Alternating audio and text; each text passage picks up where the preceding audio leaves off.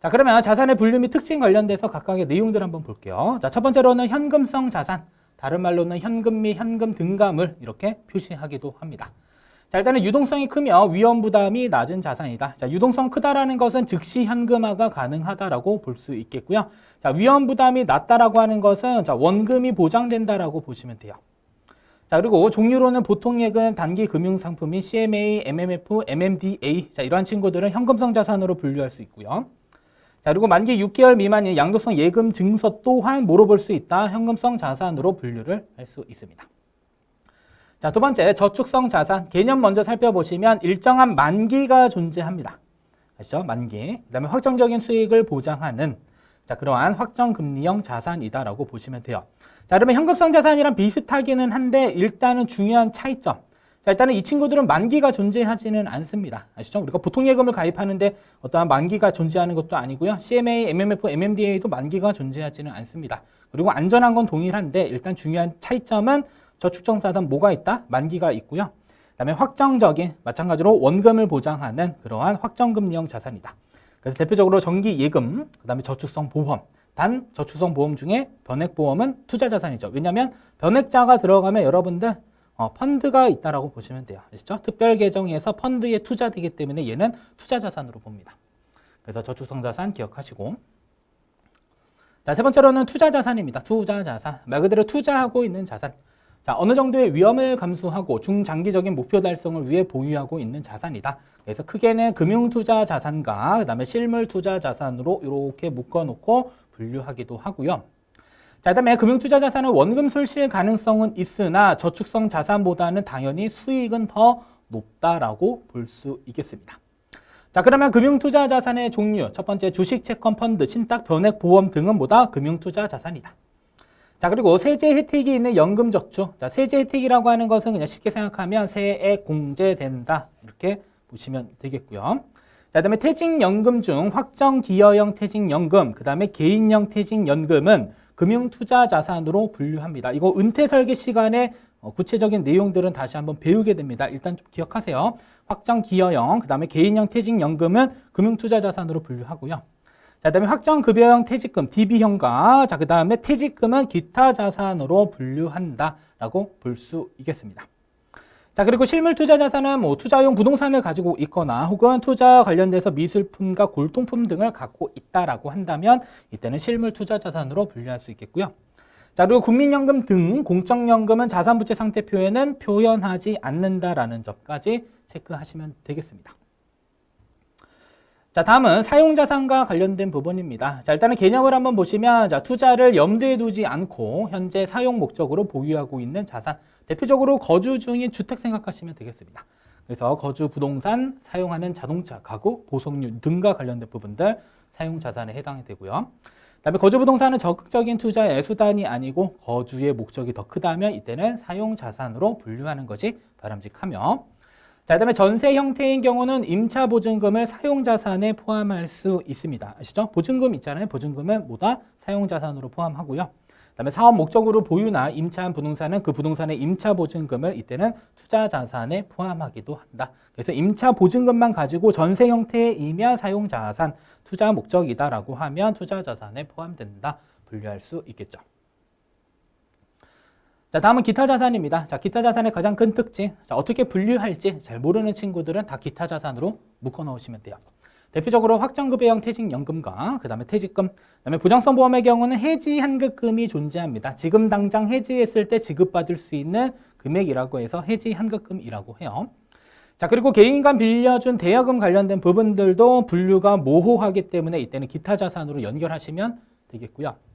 자, 그리고 보장성 보험의 보험료는 고정 지출로 처리, 자, 비용이라고 설명해 드렸고요. 자, 그 해지 환급금도 자산으로 처리하지 않는 것이 일반적이기는 한데, 자, 종신보험의 경우는 상대적으로 해지 환급금의 규모가 큽니다.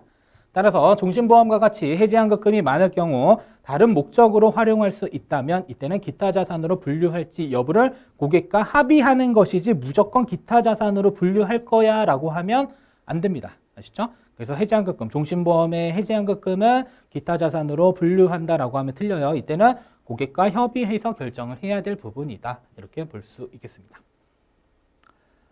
자, 다음 두 번째, 자산의 평가. 자, 우리가 자산부채 상태표를 작성하는 궁극적인 목적은 뭐예요? 자산이 얼마인지를 평가하는 것입니다. 자, 그러면 내용을 보시면 정해진 원칙에 따라 작성되는 기업 재무제표와는 달리 개인 재무제표에서는 재무설계사의 주관이 포함될 수 있다. 그래서 평가하는 기준이 명확하게 있지는 않습니다. 따라서 주관이 포함될 수 있다. 같은 아파트를 두고 평가하는 기준이 다를 수 있다는 거겠죠.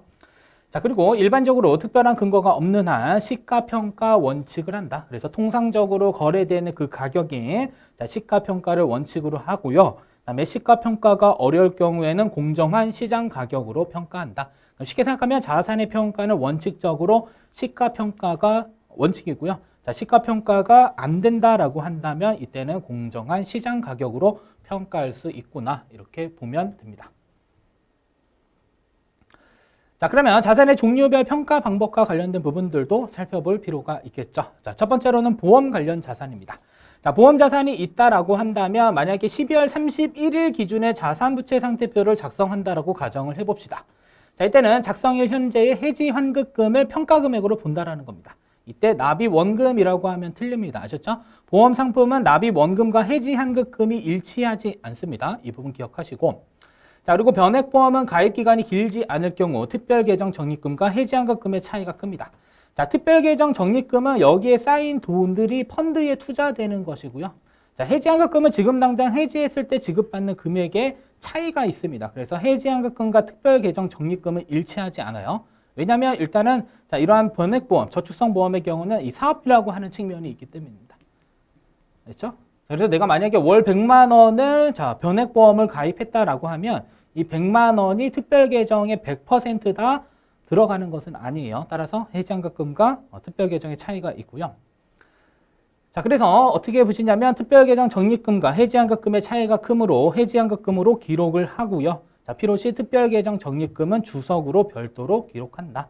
자, 그러면 어떻게 하시면 돼요? 보험자산은 작성일 현재의 해지환급금으로 평가하고, 자, 그다음에 변액보험의 경우는 자, 특별계정 적립금과 해지환급금의 차이가 크므로 일단은 해지환급금으로 기록하고, 자, 특별계정의 내용은 주석으로 포함하고 있다. 주석으로 기록한다라고 보시면 되겠고. 자, 두 번째, 현금성 또는 저축성 자산은 원금으로 기록합니다. 원금. 왜냐하면 얘네들은 대부분 수익이 높지 않기 때문이다라고 보시면 돼요. 다만 원금이 크고 경과기간이 길 경우 이때는 이자를 포함해서 자산부채 상태표 작성일 당시 해지할 경우 받을 수 있는 금액을 기록한다라고 보시면 되겠습니다. 아시죠? 해지할 경우 받을 수 있는 금액을 작성일 당시 평가액이라는 표현도 사용하니까 체크하시면 되겠고요. 중요한 건 일단 원금으로 기록하는 게 원칙입니다. 자, 다음은 채권, 수익형 펀드 관련된 부분입니다. 자, 이때는 자산부채 상태표 작성일 기준의 평가금액, 그래서 채권의 평가금액, 수익증권의 평가금액, 펀드의 평가금액 관련돼서는 우리가 평가금액으로 자산부채 상태표의 가격을 평가할 수 있겠고요.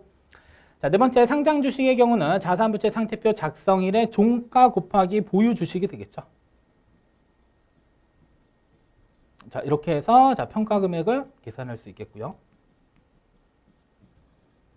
자, 다음 비상장 주식은 거래가나 그 다음에 공정가치 평가금액으로 평가한 금액이 기록이 됩니다. 아셨죠? 자, 비상장 주식, 상장 주식 모두 자산부채 상태표 작성일 당시 종가 틀립니다. 아시죠? 비상장 주식은 별도의 거래가나 공정가치 평가금액으로 평가한 금액이 바로 비상장 주식의 평가금액이 되겠고요.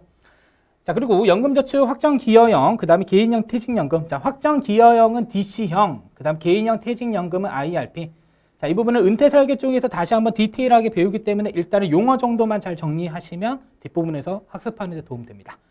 자, 이 친구들은 자산부채 상태표 작성일의 평가금액, 그러니까 쉽게 생각하면 대부분의 평가금액으로 기입된다라고 보시면 되겠고, 그다음에 확정급여형 퇴직연금 또는 퇴직금. 자, 얘는 DB형입니다. 자, DB형 퇴직금 또는 퇴직금.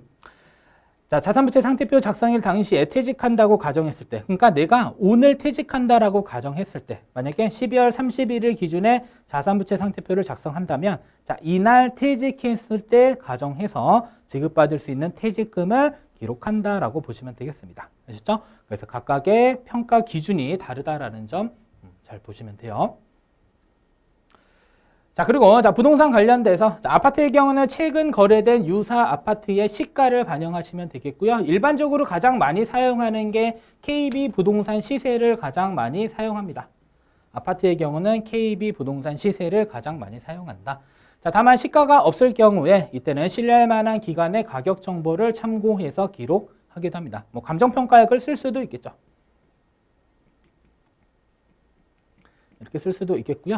자, 그다음에 토지, 건물, 상가 등 관련된 부분들은 감정평가액이나 입증 가능한 거래가로 평가한다라고 볼 수 있겠고, 자, 그다음에 기타 자산의 경우는 부동산이 아닌 실물 투자 자산, 사용 자산 중, 자, 미술품, 회원권, 보석류 등은 자산 부채 상태표 작성 기준을 현재의 거래 가능한 가액으로 자, 평가한다라고 보시면 되겠습니다.